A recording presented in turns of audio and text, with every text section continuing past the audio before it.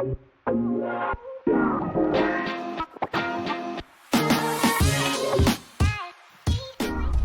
to the HR and CQ show.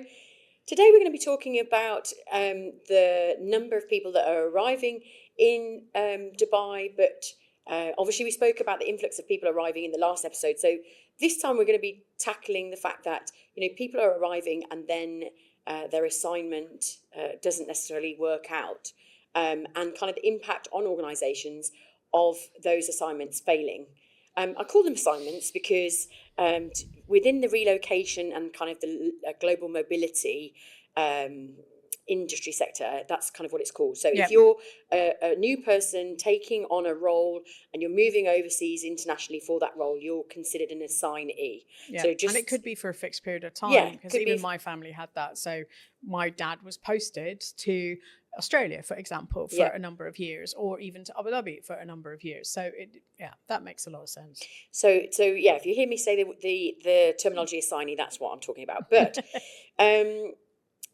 one of the things that's I think important to stress is that suggests that 40% of international assignments actually fail, and that about 70% of those failures are due to the family members of the assignee not feeling settled and not feeling like they can kind of make the place home, and so that ends up causing them to want to leave.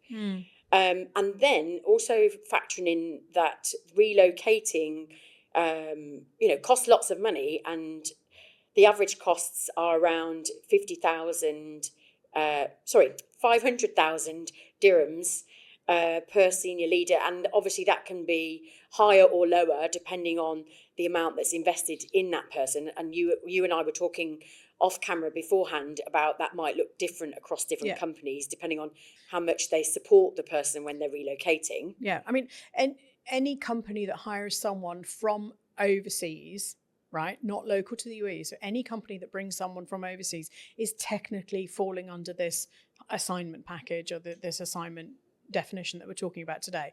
Whether that is a chef that you're bringing in from Japan, or a senior leader that you're bringing in from France or from America for a particular role in a company, or from shifting someone from, I don't know, maybe Microsoft is expanding their offices, so they bring someone from the States to the UAE at a senior director level.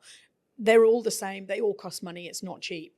And it's how, what we're going to look at today is how, where the mistakes are made from our point of view, but also suggestions and guidance on how we can avoid those mistakes being made and therefore reduce that cost. Absolutely. So in episode 4, we previously talked about the kind of onboarding, and it was that episode that kind of spurred us on to do this episode, because just as we got to the end of time, we started talking about some of these stats, and then we were like, that would be a good episode. So here we are now doing this episode. So in terms of a HR perspective, what would you say, Sarah, usually gets overlooked in terms of the relocation process?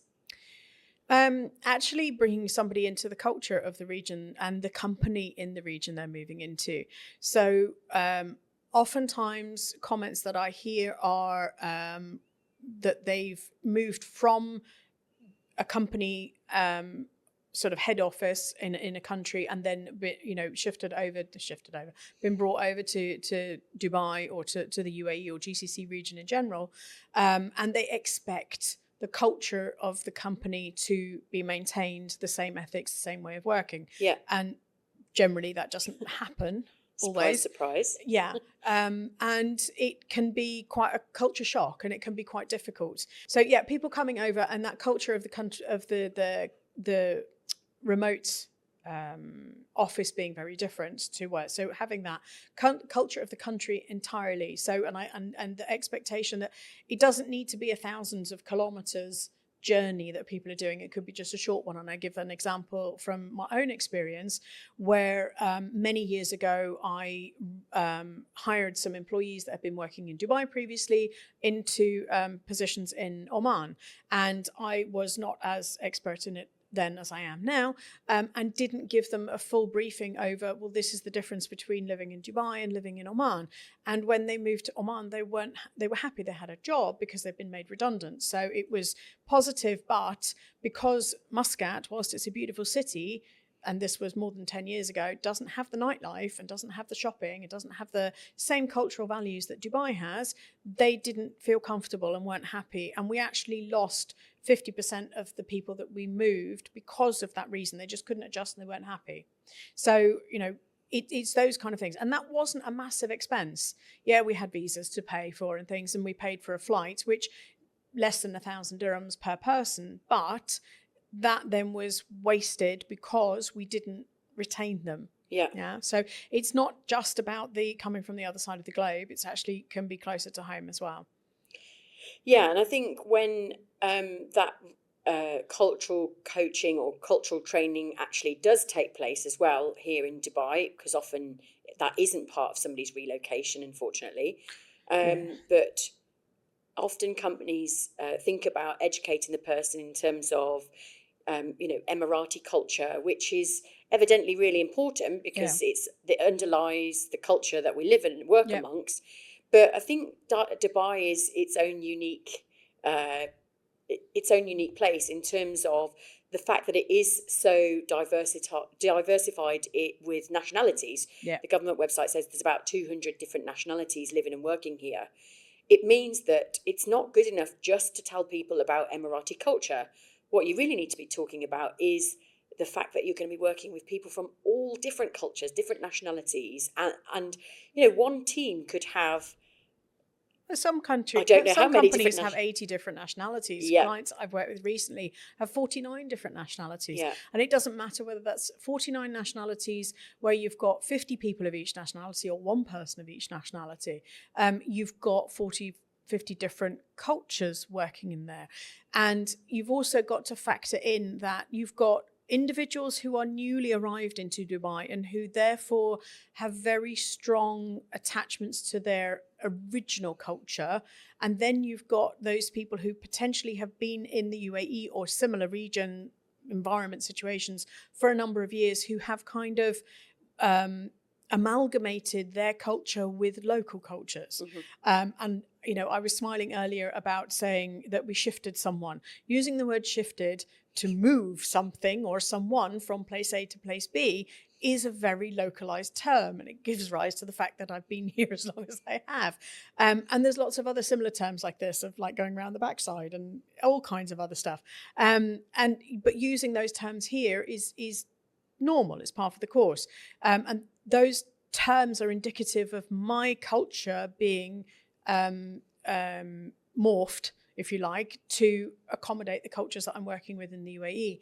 And that's something that a lot of people don't realise. So it's not just that you're going to have Sarah who's British, but it's Sarah who's British that's been in the Middle East for 20 years.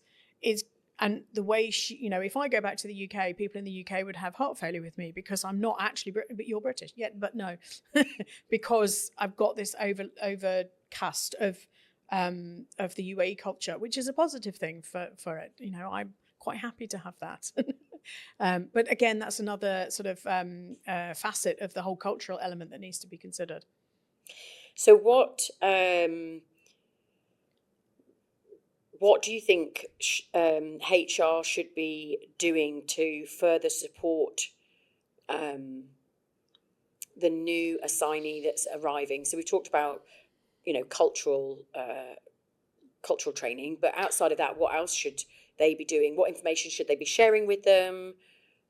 I think there's a lot of information. There's a lot of stuff that can be done very easily and very cheaply, okay? Because we've got to look at everything. You've got companies who are able and willing to spend 500,000 dirhams on bringing someone and their family and ensuring that they are happy and they stay and they work well. And you've got companies that will spend 50 dirhams. So it's looking at what are the best tools dependent upon your budget. It's about understanding the culture that you have in your company. So having values for your company, for example, from an HR perspective. We talk about mission and vision statements and things like this, but actually having some cultural values and then communicating those. If it is by way of doing a handbook or a presentation or an onboarding program or something, but identifying and stressing, these are the cultures that we have in the business. This is the cultural norm and the behavioral expectations that we have for the business as well. Allowing people time to adjust to the culture that they're in, but also as an individual going in, not expecting everybody to just accept your culture. Nobody's expecting you to change like black for white, but at least to go a little bit grey, maybe, to accommodate and be understanding of other people, because you expect them to be understanding of you. It's kind of a two-way street. You've got to meet in the middle somewhere. Otherwise, it's just not going to work. They're not going to be happy and you're not going to be happy, and it's going to be ma'asalama, thank you very much. So having that side of things. Things like, Emma, you offer the cultural intelligence training. You have your Culture Vantage assessment. Thank you very much. I was going to use the word quiz, but that's not strong enough for it. Assessment, where individual, that could be put through as a team. It could be something that could be rolled out for an entire company or an entire department. And then as new joiners come, they do it so you can see where they slot into that team dynamics. If, that's something that would be extremely useful to have, especially if it's like a startup team as well, where you're actually sort of just going through the whole storming, norming, performing thing, that actually can come in that storming, norming section and actually move you on quite quickly because you've got a guidebook. Yeah, I think, if you are bringing somebody new into the team, it's helpful that you're not just educating that individual on this is what you are likely to expect, but also educating the existing team of this person is coming in from this nation and we've done a cultural assessment on them and we've established that these are their cultural values in terms of the way that they communicate, build relationships, etc., etc. And they then are able to then flex to one another. It's not necessarily just the new assignee that's doing all the flexing, and actually as a team they're thinking about how can we work more cohesively together. So the stats showed though that 70% of the assignments failed due to the family. So I think for me, one of the things that HR need to think about is going beyond just the assignee themselves and thinking about how are we supporting the family as well. Often the spouse of the assignee has potentially given up their career to make this travel to Dubai, and now they're either thinking about trying to get a new job in the region, or maybe they are staying at home with the children, and so they are going to be very isolated if that's their only environment, except for at the weekends when the assignee's back home. The assignee's got this stress of like trying to make a good first impression in their role, so their priorities and focus is on the job, and maybe rightly or wrongly not so much on their spouse. And so the spouse, you can kind of understand why the spouse is then left feeling a bit disgruntled about the move and maybe feeling unsettled. So what are your thoughts on how HR can support that situation as well? So I think some of it, and again, the more senior the role is, then the more likely that this is going to happen. But from an HR perspective, it would be for me looking into what are the needs of the family before they arrive. Okay.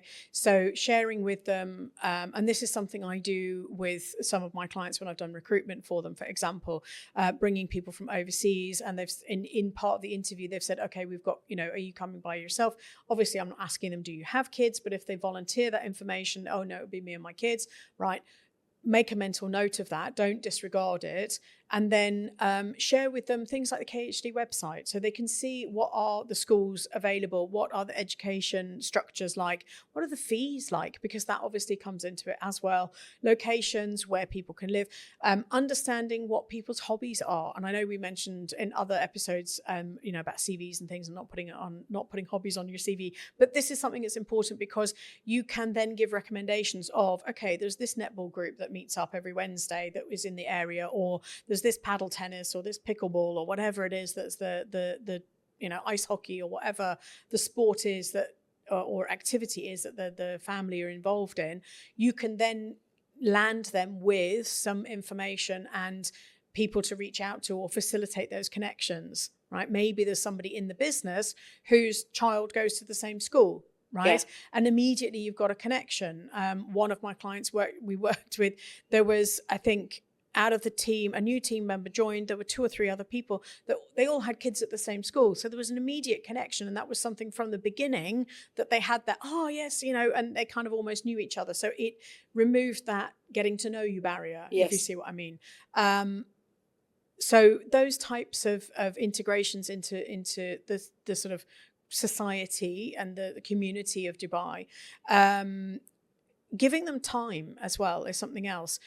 We in HR, and it's not just us, it is our leaders in the businesses, we put a 6-month probation in place or a 3-month probation in place because it's defined in the contract, okay? And very often we expect people to deliver within 1, 2, 3 months, and if they're not, then that's it. Yeah. And in certain circumstances, some sales positions, I can kind of support that a little bit. If they've just been brought in from overseas, absolutely not. Yeah. There are real estate is notorious for this. They will bring people in. If you don't produce in 3 months, then you're terminated. If I think back to me arriving in Dubai or arriving in my first role in the Middle East in Kuwait, in the first 3 months, I could only just find my hotel in the first 5 days, or driving and stuff. Just the overload and overwhelm of the sort of integration into the business, the culture, the language, the sounds, the sights, the smells, the money, all this kind of stuff, figuring out what's written on road signs in English rather than in Arabic. Yeah. Those little things that we take for granted. It's so much that, as well as the work side of things, you're not necessarily going to be on top of your game. So just be compassionate to people, really.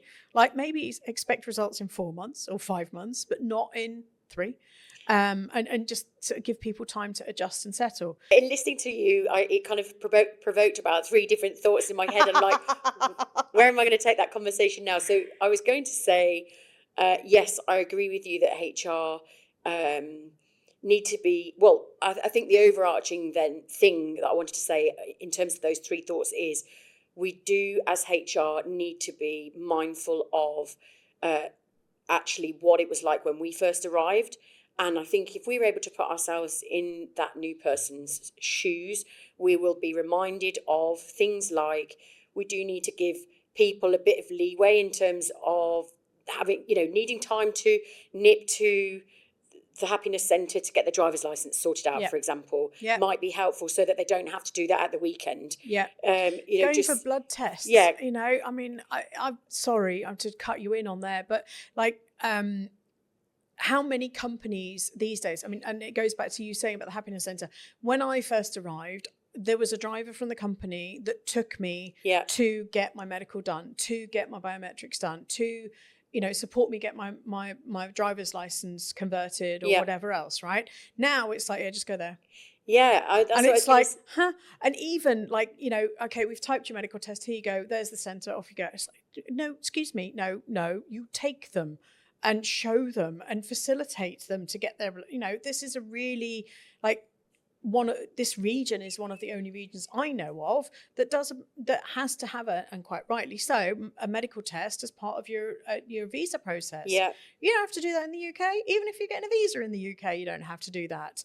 And it can be really discombobulating. And I think because we've all gone through that, and once you've done it, you go, oh, that wasn't as bad as I thought it was going to, like you recognise it's actually quite a simplistic thing to do. Yeah. But when you've arrived in what to you is a foreign country, you don't understand the protocol of how things are done, or even just the way that you might be communicated to by the person behind the desk, and the fact you might need to go to different places around the office to do things like make the payment, grab your ticket, and so on.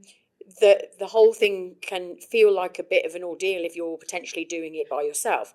And so being handheld through all of that can just make the whole process feel a lot simpler. More straightforward. I was also thinking about, for that particular example as well, we're forgetting there that in some cases employees don't necessarily have their own transport as well. No. So, telling somebody you've just got to go to that place there and get your visa, it might be that it's not a place.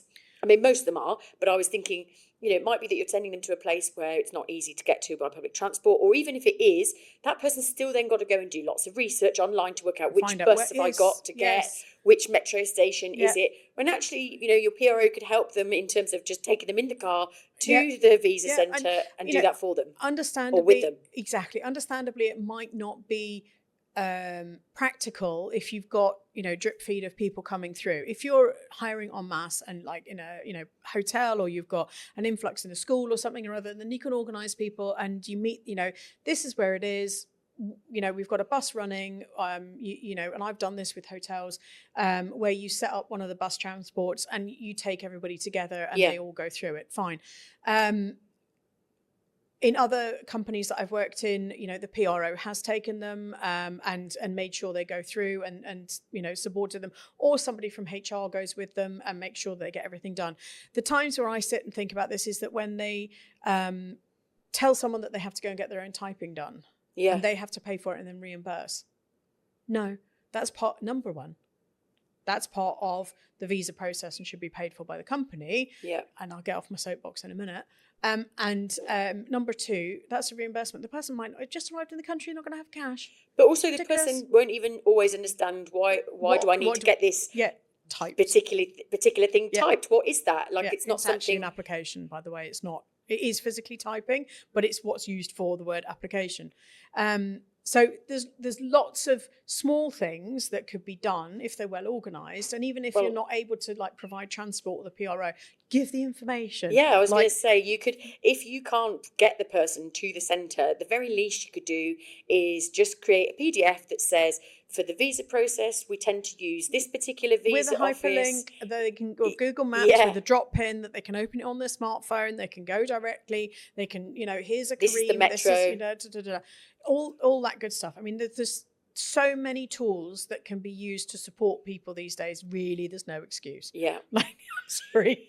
So then in terms of the spouse, though, what we've just talked about there a lot is, again, about the assignee. So in terms of I think the same can be applied for the spouse. Right. I'm sorry. But, we should be supporting. The spouse visas can't be done until the main sponsor's visa's finished. So, yes, take care of them as a priority, but when it comes to spouse and or children that need to go and get biometrics done dependent on age, or blood samples done dependent on age, take them as well. Yeah. Right? Get the PRO to do the same thing. Yeah. Okay. And be compassionate. If the main assignee says, I want to take my partner to have this done, let them have the time off work. Don't deduct it. Don't make it an annual leave day or sick leave. Let them go and do it, because it's part of them feeling safe and comfortable and part of the team and belonging. Yes. Yeah. Okay. So we've helped the spouse in terms of getting all of the visa and everything sorted, but I also think then part of relocation coaching is often providing that support to the spouse as well, in terms of what are you what is your plans? Are you planning to go back into the workplace? What is the kind of role that you're looking for?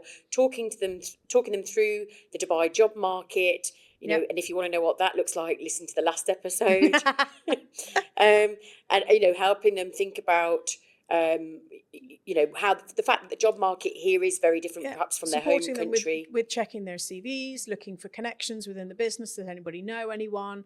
Having an idea, getting them set up on LinkedIn if they're not, or looking on online job portals and the key places like there's Expat Woman, which has got a lot of vacancies and things. There's a growing market for part-time work over here as well. So where can you find out about that information? And what does that look like? Obviously, if you've got children that need to go to and from school, maybe the spouse needs to work part-time in order to support that, for example, or flexible working, remote jobs, all this kind of stuff. So do research that you can then offer that information to the spouse. Yeah. And so in terms of I was just thinking about you providing the information to them yourself, either you're hand-holding them, but if that's something that a HR team can't necessarily do because they don't have the resources or capacity to do that, then there are multiple ways that you can support them. Again, either spending some time to produce a document that is something that you can refer them to. So as you're offering the as you're sending out an email of the offer letter and you're sending out all of the policies and all of everything else, it's also another thing that you can add into. And by the way, here's a document that would be helpful for your spouse. And things about it, you need to think about all the stuff that you take for granted to include in that. And it's a lot of stuff that gets missed.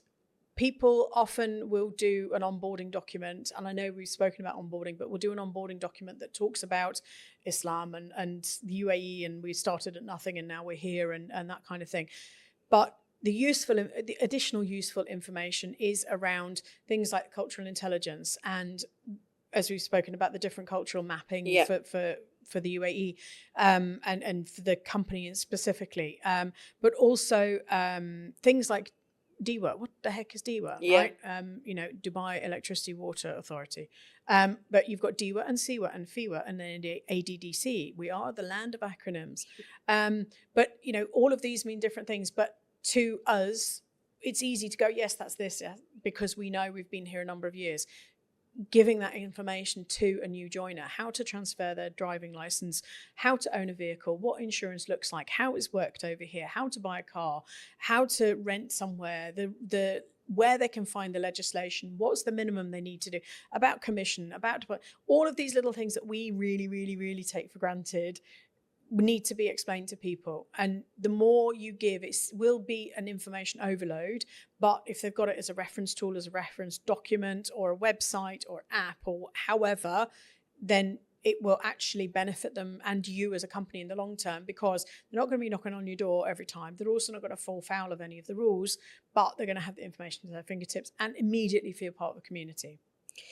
And I think it's HR's responsibility to make sure that they're actually pushing that information, as opposed to the assignee having to pull and extract the information. Because often the assignee is wanting to make a good first impression, and they feel like if they're constantly knocking on HR's door, they might be called into question as to, is this person actually capable and competent of doing this role? And it's not that the fact that they don't have the technical skills or the ability to do the role that you've hired them for, but it's just that you've recruited them into, as I say, what is to them a foreign country with entirely different ways of doing things, and they need you to handhold them through that. So pushing the information to them, but also recognizing that if you push too much information all in one go, it can be kind of a bit of a sensory overload, and the person's just going to look through the pack of, the email that you've sent them with 20 PDFs attached to it and think, well, I'll read that when I get a chance. And they probably won't necessarily go through each individual thing. So I think it's helpful for, what we used to do in an organisation I worked in is the manager had a responsibility to take the person through an onboarding document. And in that document, we talked through particular things like, have we had all of these pieces of documentation from you? Yes, no, okay. And we knew then what we still needed to chase up. But also, has anyone talked to you about, the general setup in the office? Has anyone talked to you about, and then there's lots of things that I would probably add to that, which is things like, these are some of the cultural dynamics that you need to be aware of. These are the things that we can support your spouse with, and, list off information about that.